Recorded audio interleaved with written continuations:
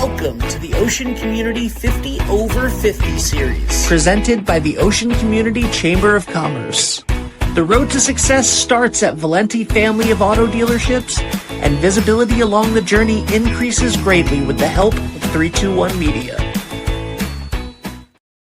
Hello, everybody, and welcome back to 50 Over 50. This is our second edition, second recording of 50 Over 50.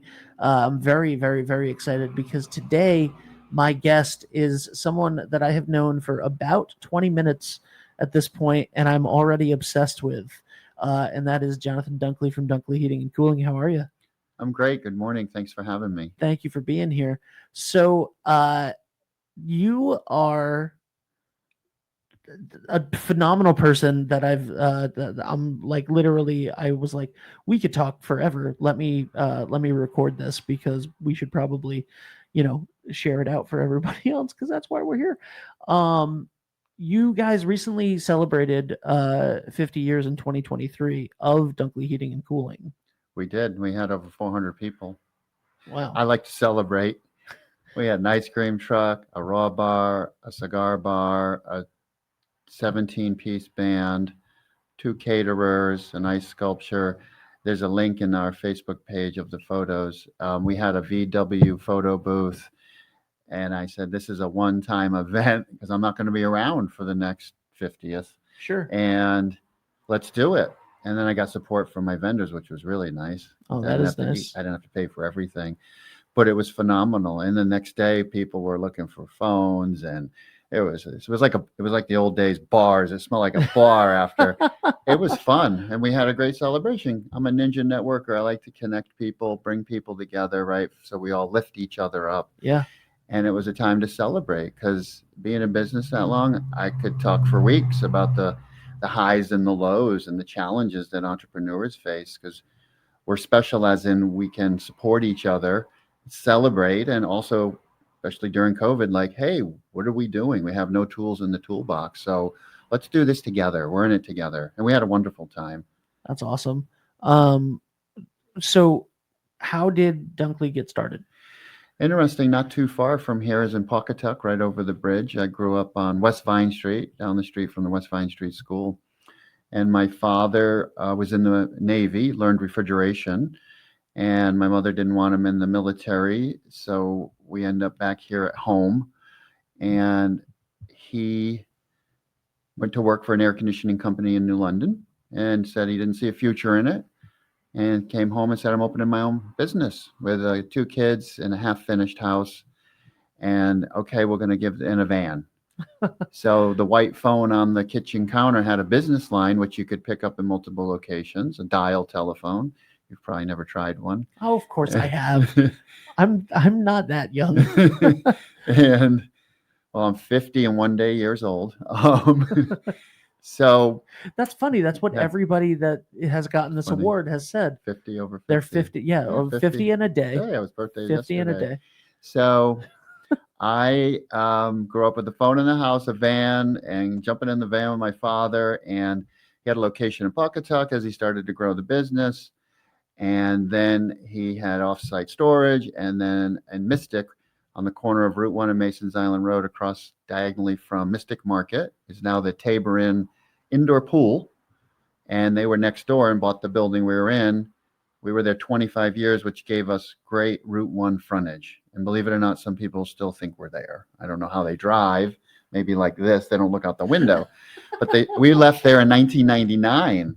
So we grew the business there, a commercial refrigeration, air conditioning business when factories were humming, making products, textiles, velvet, printing presses.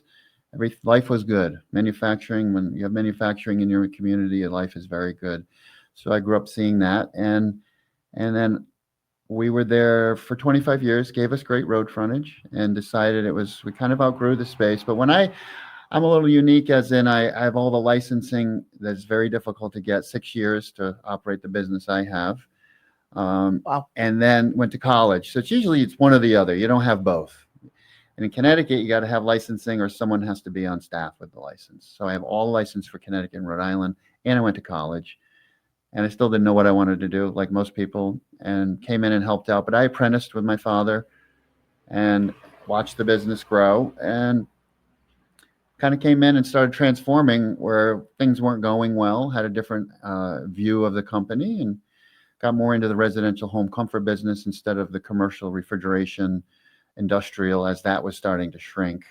And that would be in the 90s when I started transforming it. So really, it's a in-home business that just started with an idea. It was called LH Duncklee Refrigeration Inc., which is now Duncklee Cooling and Heating. Yeah. We focus on heating and air conditioning, Love it. light commercial, residential, and we service, and it's everything we install. And we don't sell fuel, and we do gas, heat pumps, air conditioning, ductless systems, and it's been great. We moved out to about 6,400 square feet. We doubled the building, renovated it, functioned while we were doing it with containers and trailers, and it was very fun. Renovating a business, moving a business, and trying to function simultaneously. But we're a mile off of Route 1 on 3 acres with 6,400 square feet. My dog comes to work. It's bright, it's light, it's homey, right? We spend a lot of waking hours. Oh yeah. Might as well be comfortable. COVID, we did a lot of changes to bring in food. We put a kitchen in, made it cozy, because what are we going to do, right? I love it. Love it. We got to be cozy. Yeah, you have to be. We just moved into this space, and I was like, we have a little alcove area, and I was like, that needs to be like a little lounge with a TV and a couch. Yeah. And it was like, well, yes, we're gonna make like some video game content and stuff. I was like, sure, but also I'm gonna be here for 16 hours a day, so need a space to Be comfortable. go and relax, and When you grow the business, next will be ping pong tables, yes, foosball. Oh yeah, Miss Pac-Man, hopefully. Oh yes. Oh, you know what? We have a space. We have a room that we don't know what to do with, and now I want to put arcade games in there. Yeah. That'd be Good that'd for when be you fun. got to just walk away from the computer. Yes. Well, the other thing is, Patrick, my business partner, and Dave, our number 3, both have kids, and the kids come in sometimes, There and they you have to go. be here. So Game room. Yeah, exactly. Arcade. So we got the greatest babysitter ever, PlayStation 5 and Nice. Nintendo Switch. Perfect. Yeah. You are a avid supporter of nonprofits in the area. Tell me about that. Well, I love my community. I've learned that a lot of communities aren't like the communities we have here, as in representation politically, chambers of commerce entrenched in promoting and educating and networking.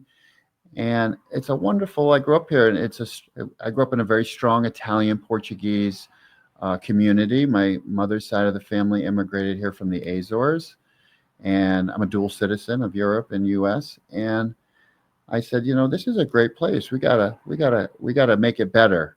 And I found that being on boards and committees, and it's number one, you make great new friends. It's great promoting your business. Let's be honest, right? As a side effect, you make great contacts, and we have a better place to live in. So it's like a win-win for everybody. And I don't have children, so you have more free time when you don't have kids as well. Yep. Although running a business is like having a very large family. And then you have customers that is even larger, and some are needy and some not so needy. I mean, my friends call me high maintenance occasionally and needy.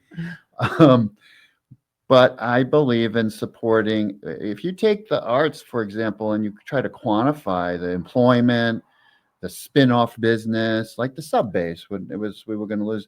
If you quantify that economically, it's tremendous. And hey, let's have a great life, and we'll stimulate the economy, and we'll connect and have great experiences in a great community for, let's say, the next generation, because that's what we're kind of setting it up for. Obviously looking for younger people to come in and backfill, Sure. right? Yeah. To be committed to a better community instead of staring on a screen, right? Yep. I'm old school. I want to face to face, and let's do this. Let's make it happen. How are we gonna get this done? Yeah. We did so many, speaking of screen versus face to face, we did so many. You and I were talking before. You asked me a little bit about us and what we do here at 321. when COVID happened, we did years of podcasts and interviews that were all remote, all remote. And I, was probably I probably did more remote shows than anyone else in the country, like literally. And I have the stats from StreamYard to prove it. And there's something about, since we moved into our first office space and this one, it's like, oh man, just having you 6 feet away from me, not 10 feet away from me, whatever it is that we are right now, looking you in the eye, like being here, shaking your hand, like it's so important and great and better. And like, it's one of those things. And there's so many kids that come in and like work for us or talk to us, and and I'm just like, oh no, the social skills are gone.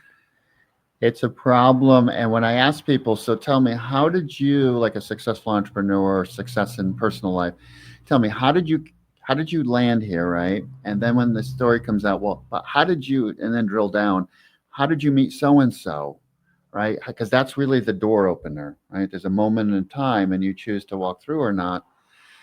That's all it really goes back to in person, that connection on that level. Now, granted, the phone call and the lead may have been generated electronically, Sure.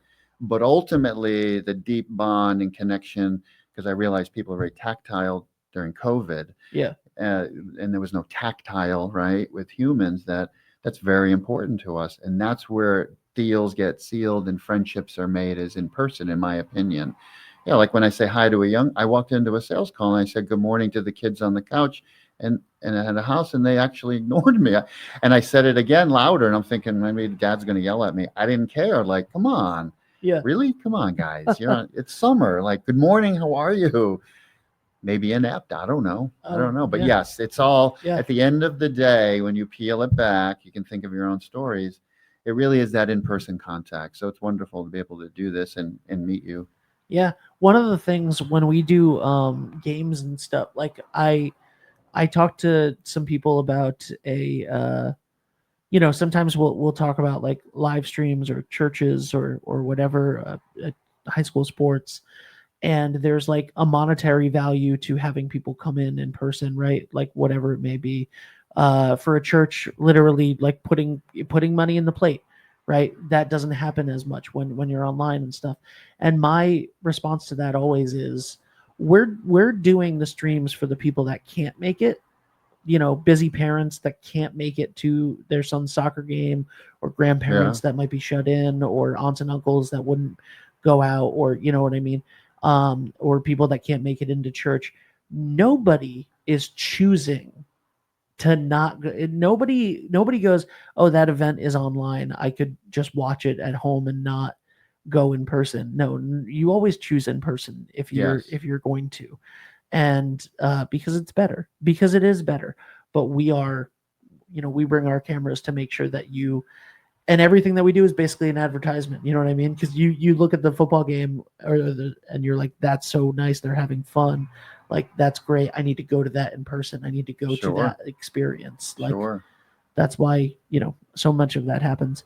But you travel a lot. We talked about right before you were telling me about you're traveling, and I was like, hold on, we need to record.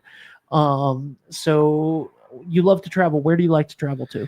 It's interesting. My father forced me to go on the high school trip to Europe, and I'm like, wow, this is unbelievable. We would travel on trips. This is really old school. We would travel on trips as a family, and my father would make us take 2 different planes because of if something happened, right? My father and the brother on one plane, my mother and myself on another. It's a very interesting concept. People probably wouldn't even get. The president, the royal family, separate not planes, allowed right? to, not allowed to fly. Interesting. King Charles and his sons were never allowed to fly on the same plane. Well, we're far from royal. We had nothing. Oh no, you're royalty. You're royalty now in the heating and cooling business. I'm a indoor. When people ask me what I do, I say I'm a comfort specialist. I do it. I'm an indoor comfort specialist, and they're like, "What's that?" Mattresses, massage, right? I get everything. I say, "Well, it's here, right now, but you can't see it or touch it.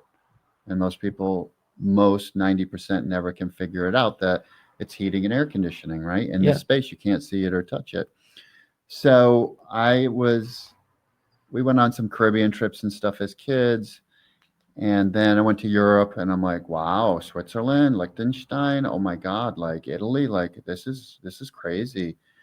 So then I started adventuring out west a lot. And I got to tell you, most people don't travel alone. And I did it and it was scary and it was wonderful. Hot springs and hiking and exploring. That was the days of payphones and fromers and folders and maybe renting rooms and homes and telephones, right? And books, which was wonderful. And I said, well, this isn't mystic. This isn't Westerly. and and then continued to always use my credit card and scoop up the cash at a table to get points. Yep. Right. I did everything I could, not having anything, to be able to do it. And there's ways if you try. Here, no, let me put everything on my credit card and I'll take everybody's money so I get the points. So now I'm flying and traveling for free. I was thinking about this morning in my pool. I swim every morning at my home for the season. I said, it's really nice to have these free perks once you figure out how they work. So then it started to expand to, okay, I've done this country, let's go to Europe. You've got European life. And then with manufacturers, I love to see, when people drink out of a soda can, they have no idea what it took from here to paper to machinery to get this can in your hand. So in my industry, heating and cooling, I've been to a lot of factories around the world, I love to see how things are created and the brains and the facilities of how the parts and pieces come together.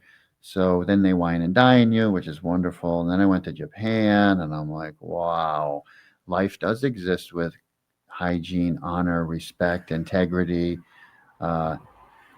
Okay, this really exists. And it was like, wow, inspired me to do finish up my pool area, Asian style, Japanese style.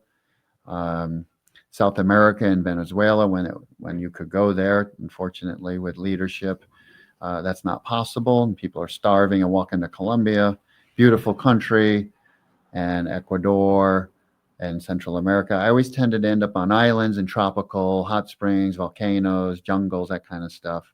Not the Antarctica stuff. I mean, I did winter sports, but now I'm not going to Antarctica. And then so Europe, big clump of Europe, a bit of South America. I was in Peru in the Amazon this spring. I'm going to Brazil, Argentina, and Chile to deserts and the world's largest wetlands, which is larger than England. They have jaguars there, all kinds of wildlife. Igaza Falls, one of the seven wonders of the world. And I was in Zimbabwe on safari, and South Africa, and the people there are so beautiful. And Zimbabwe is another government suppressed, beautiful natural falls. So I've been doing South America, Asia, Japan, South Korea, Thailand, and want to go back. Once you're in that area, then you can go to other countries. Very easy to get around and very inexpensive. We talked about this.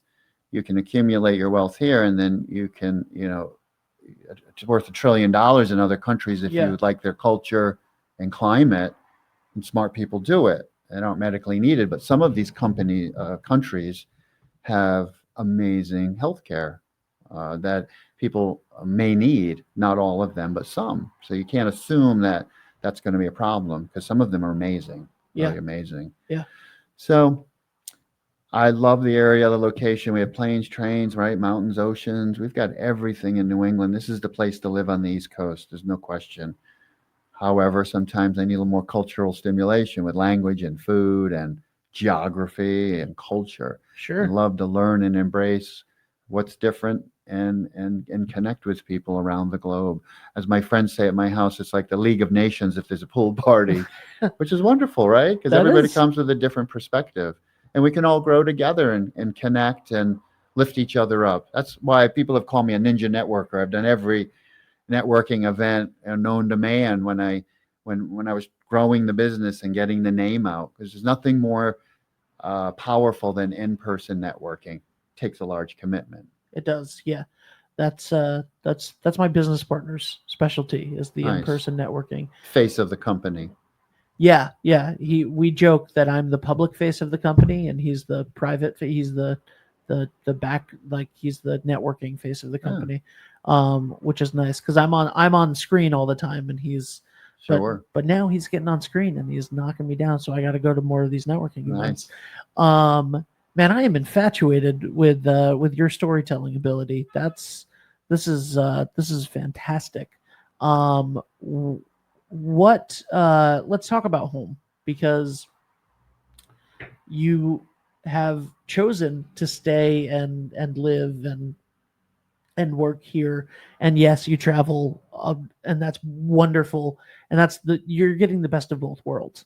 So what is it about Mystic, Westerly, Stonington that keeps you here instead of staying in one of the places that you travel to? Yeah, I would say, well, now summers are our area. We have gorgeous oceans, transportation opportunities, safety, cities a few hours away. And there's a deep connection to the community for me. And I think it's beautiful here because when you travel, let's go inland an hour, and you're looking at strip malls and Home Depots and stoplights. I don't know how you can live that way when you and I can go to Watch Hill in 10 minutes, right? Yeah. And have beauty, geographical beauty. So I'm in a family business. Of course, I didn't know what I wanted to do. I don't think we ever do, but we do it, Yeah. right? Yeah. And I really love the sense of community that we have here, and everybody's in it for the good that I find, at least the positive people I hang around with. And my family is from here, and the business is local, and I really love it here, I have to say. I mean, you look at this park across the street, right, and the library, and I guess by traveling, I see more, even locally, of how people live. Or you go to the middle of, let's say, Atlanta, and that's what I was talking about, like strip malls and Home Depots. Or you go to Florida, and it's like, wow, it's a concrete jungle. Yeah. There's nothing stimulating about it. We have old buildings and history, and we built submarines, and we have Pfizer and the sub base and the casinos and the shoreline. And I think it's wonderful living here. And it's easy to get in and out, right? I can be in Florida in 2.5 hours by driving 30 minutes to the airport. That's convenient. It is. But I do feel entrenched here. However, I can tell you that sometimes the winters here are gloomy weather-wise. Gray skies, dark and icy and rainy. And that's when I want to head to a more tropical environment where I thrive with warmth and sunlight and greenery and flowers and animals and jungle-like atmosphere, which is easy to get to. You don't have to go that far. So, yeah, that's a really good question. I think I'm the kind of guy that would want to spend summers here. It's paradise. Yeah. And then head somewhere tropical, maybe I call them the darkest times of, let's say, January, February. My he's gonna hate that I'm doing this online. My creative partner Dave, who's our number 3 here, at 321, he just texted me because he can see what we're recording at his house, and he said, after this interview, tell Duncklee that I am the Charlie Brown musician. Do you know what I'm talking about? Yes. Yeah. Hold on. His card popped up. Oh my God. He I said, love them. Yes, they had a name. Honey in the Moonshine? Happy in the Moonshine. Yes. Oh my God. Yeah. He said, yeah, he had us at his pool party for 2 years, and then was like, yeah. He had the Charlie Brown shirt on at Pizzetta, and I heard them, and I sat down, and I'm like, one of these things, like, oh my God. Yeah. These guys are good. Yeah. And I love them. And the guy on the keyboard, I'm like, he's brilliant because he would be like this, like, hey, what's up? How's your day? Yeah. Right. And playing music. And I'm like, that guy's brilliant. And then every time I made him wear the the Charlie Brown shirt. Yeah. to my parties, and I'm not sure if they're still together as a band. I haven't seen them around. No, they stopped. Which happens. They never came back during after COVID. I love them. That's so funny. And I have a Charlie Brown cup. I think of him. It's a coffee cup. Oh, that's awesome. Yeah. Oh, that's great. Yeah, Dave's when I told you about starting the theater company at 17 and my partner was 16, that was me and Dave. Oh, that's great. And then yeah, Mike Chicoria is the pianist from Happy in the Moonshine. He's incredible. He's one of the he went back to school during COVID and got his master's, and I think he's working on his doctorate now. And he's one of the main teachers at the United Music School. Oh, nice. And was a big part of like the Philharmonic and stuff. Yeah. Nice. So they're doing well. It's the same feeling I had when I said, geez, what's a big band in New London? That must be really good. So I go to the social and I'm like, oh my God, you guys it's brilliant. I tell everyone, you have to go see this musician, this band. And a lot of them are from the Coast Guard, which it doesn't get any better, right? That's like the cream of the crop. Yep. So I go and I keep going. He's a customer of mine. And then I said, hey, do you do private parties? I have a 50th celebration and everything's got to be big.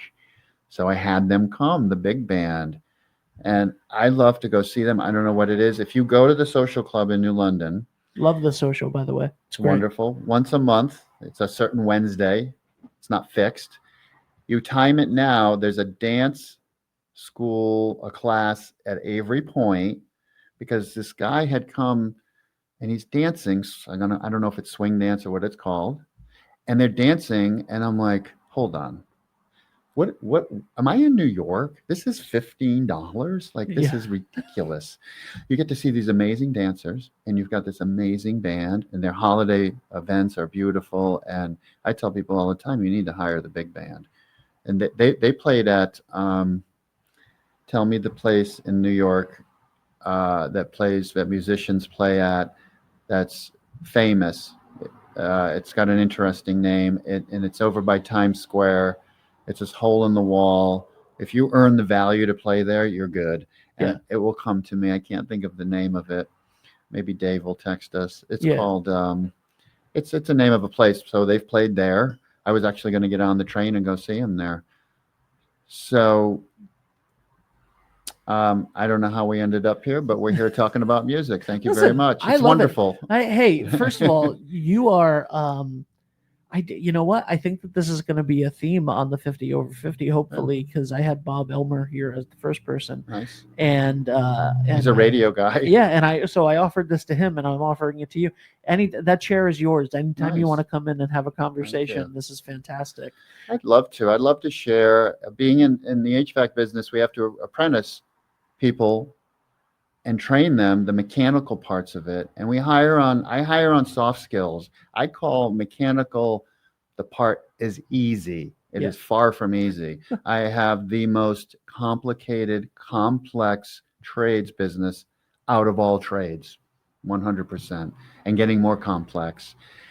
So we have the teams behind us at the manufacturers. We have the training.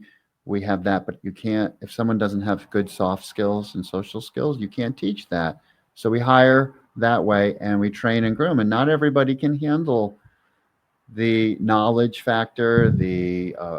We're professionals, which used to be a non-professional cigar, smoking, cigarette, butt crack stuff, right? Yep. Dirty van. My father always went to market with uniforms and trucks that were lettered as a professional company. And he embraced that way before anybody did. And we were looked at as dirty jobs people. And now we're like gods in the way that people are uncomfortable. And now if you're a plumber and there's a sewage leak, you want them at your house. If you have no heating or cooling and you own it and it doesn't work, you want us to come. It's a whole different industry now. So we go at it in a professional way. So I end up being a teacher and a mentor inside my company because I have to walk the apprentice through the process internally and life skills, mechanical, technical skills, and go through the testing process and licensing, almost like a nurse or anybody in any business to get you through the process. So we do a lot. We do a lot of that, and some people embrace it. Most of my employees have been there over 25 years. We had a retiree at 44 years. So the technicians we have now that have been there forever started out as apprentices. And building a team is not easy, right? It takes a lot of energy. Again, I don't have kids, so you can do these nonprofits, land acquisitions, help the community, market your business when you don't have your own business unit at home with children. That's a lot. So, but I have a business full of adults and customers that we keep moving forward, keep grooming for success. And it isn't for everybody, right? And the companies I align with, competitors, which I'm friends with, I brought together in COVID, very grateful. We've got a great group of professional, legitimate competitors that we embrace each other and pick up the phone and say, how you dealing with this new rule or this new code? Or, Sure. hey, do you have XYZ parts? Because I can't get any. And we help each other. And it really has really helped us all grow and shine by being together and embracing that it's okay if we're giving prices at the same job. It's okay. It really is. So it's been wonderful that way. You got to take the high road, right? You really do. And it's possible to be kind if you choose to. If we have unkind customers, we tell them, No, we don't thank want you. Yeah, no. Yeah, no, thank you. It's not a good no, fit. no. And I'm okay with that. We've earned that, and they've earned the right to say we're not.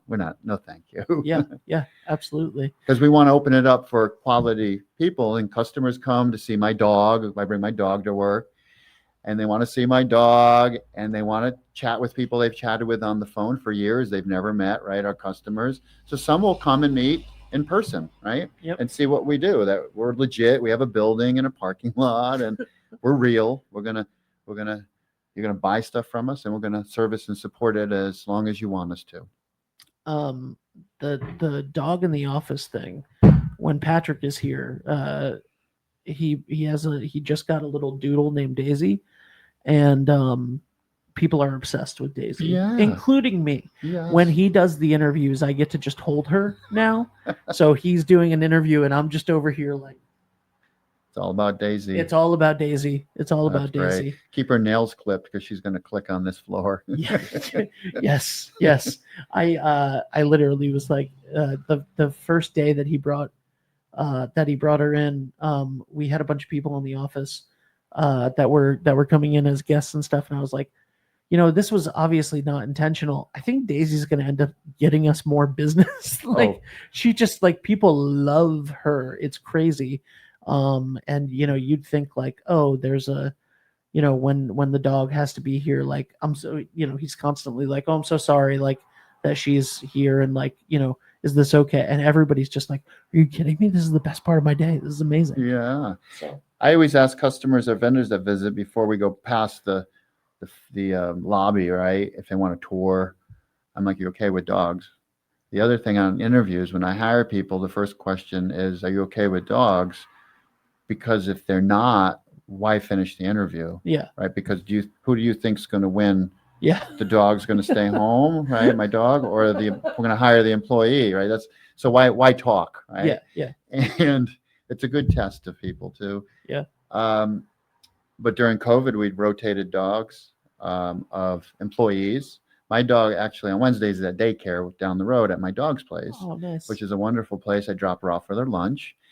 And usually another employee will bring their dog into my office on Wednesdays. And yeah, there was an article in the paper years ago. People were like, I want to come meet your dog. And customers will come. I'm on my second dog. She's becoming a senior, but still active. And during COVID, it was like, what are we going to do? Dogs, food. I don't know what else, how to provide comfort, right? Nobody knew. Yeah. That's why we put the kitchen in and bring in food and bring in pets, and it's our home. We spend a lot of time together at work, awake, versus the rest of your life, which is the less hours, and you're sleeping most of it. So let's have a great, happy place to work in and get along. So, and when I hire, you've got to think of that as the most important, rather the technical skills is how are you going to fit into this community that we've built? Because really you've got a community you've built within your life and your career, which obviously pays your bills and hopefully gives you some fun money. Yeah. John, I could talk to you forever. Is it okay if I call you Yeah, John? sure. Okay. I don't know. I reply to everything. People call me all kinds of things. Johnny, Duncklee, Uncle Dunkle, Dunks. Uncle Duncklee. Yeah, that's at the pool. There's God, what is some others? Lately, a friend of mine's mom calls me Duncan. Right, that's a new one. I'll respond to anything you call me. All right. Well, this has been fantastic. What did before I let you go, what did it mean to you to be one of the 50 over 50? That's a really good question. So if you come to my office, and I've basically run out of wall space, I would call ourselves an award-winning company, and we have 10-foot ceilings. And literally, I joke about it like I need to put an addition on because there's no more place to put letters and accolades and awards. Both my father, right, and myself combined. It's been wonderful to participate in it, but I saw and I went to the 50 under 50 at Saltwater Vineyard, which was beautiful. That's great. And I didn't know they mentioned it, and I just didn't even think about it. Then I got the email. I'm like, oh, somebody nominated me. Like I guess I'm at the point in my life where my walls are full. I want to allow other people to have the same accolades. Sure. Because I personally like to do business with award-winning companies Yeah. that are entrenched in the community, that will see you in public, that don't have to be like, oh no, right? Yep. Run away. Like Yep. I tell customers that I'm going to see you around. Like we're going to work this all out because I'm here in town, right? There's nowhere to run or hide. So I was like, oh, okay. I said, I better schedule this immediately because I'm going to South America. I'm going to the jungle. Oh, So that's amazing. yeah, I want to see some jaguars and waterfalls and deserts and eat great food and have fun in Rio and all kinds of places that I'm going to. When you come back, will you come tell us all about it? Absolutely. I love to Awesome. describe the visuals and the places I end up 100% and share all the tips and tricks I have. When I talk to people, I was at a birthday party and I was telling them, if you go on this airline and you buy this type of seat, did you know that's 100% fully refundable? They're like, no, but if you pay more for this seat, you can't do anything without fees and changes. And then you can upgrade to here. So I give people all kinds of little travel tips, global entry, all these little things you don't know about and how you can get this for free and that for free. I love sharing that stuff for people that are excited about it. All right. We're going to start a travel show and we'll send Sure. cameras with you next time you go somewhere. I'd be happy to maybe get a 321 hat with a camera and a microphone. That'll be great. That'll be great. Thank you so much. You're welcome. And where can people find Duncklee Heating and Cooling? You can find us many ways. You can find us online at www.dunckleyinc.com. You can find us on Facebook. You can find us on Instagram. You can find us on the World Wide Web. You can call us at 860-535-2552. You can email us. But we're at 296 Togwonk Road, which is a mile north of exit 91. And if you've ever looked for the Stonington Vineyard or the Stonington Country Club, that would be the road that we're on between 95 and It's a 184. beautiful area. It's beautiful. I'm on 3 acres in this farm field, southwest exposure, lots of sun and light. We have lots of room to grow as we've done. Easy on and easy off the highway. We're really like if you ever go to Europe and you see a farm and a business in a neighborhood where you have small commerce that's quiet, it's daytime hours, and then you have homes. It's really like being in Europe where I have homes across the street and homes to my left, and we all get along for the most part. We're a quiet business in the neighborhood, giving back to the community in the town. And it's been a wonderful time being part of the community and making it shine. And I'm grateful to be here, and I'm honored to be nominated. I had no idea. I wasn't even asking or seeking it, and here it arrived in my inbox. Awesome. Well, incredibly well deserved, and it's been so nice to get to know you. So thank you so much. Thank you. Jonathan Duncklee, ladies and gentlemen. We'll be back next time for more 50 over 50. I want to say a huge thank you to Valenti Family of Dealerships, 321 Media, which is weird for me to say thank you to, but we're one of the sponsors, and the Ocean Community Chamber of Commerce. My name is Ben Barber. We'll see you soon. Bye for now.